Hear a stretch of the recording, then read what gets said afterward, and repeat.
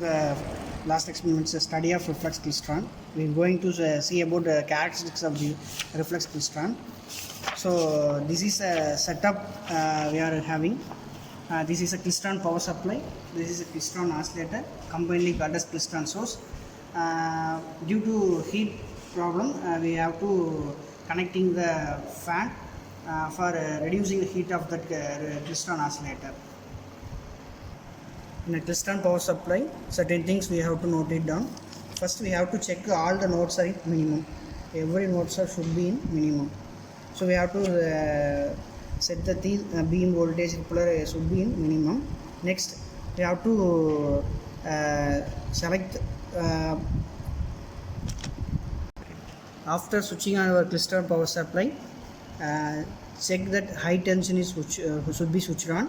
Next is that meter selector. The meter selector should be in voltage, not in a current or rippler. It should be in voltage. Next, the modulation should be in FM.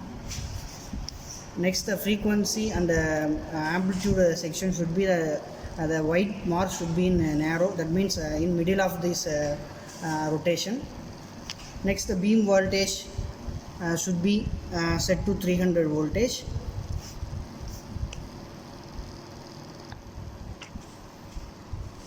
I said like that. Next, the meter select should be moved to rippler voltage, rippler mode. Next, the rippler is we find initially it's in minimum condition.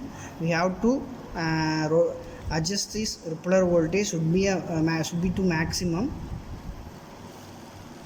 Okay, after rippler voltage getting maximum, it operates in 3 modes.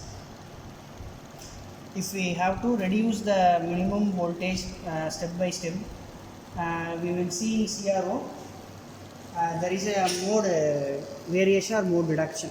It will display in a CRO. If again we are reducing the rippler voltage to minimum, next mode, the output will come to next mode. This is the next mode. Again further we have to reduce the voltage. We will get the another mode. This is the output.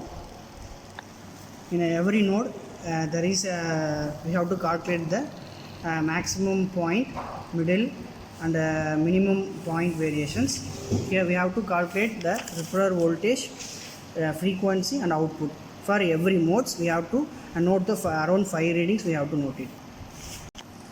After taking the readings, we have to plot it in the graph. The graph may be like this.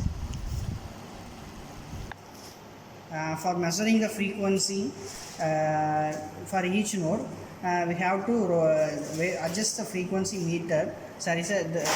We will get the certain dip point in the output side.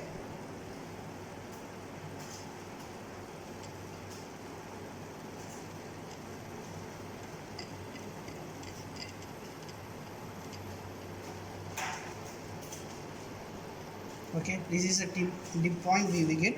Already I said about how we have to measure the dip point in gun characteristics diode.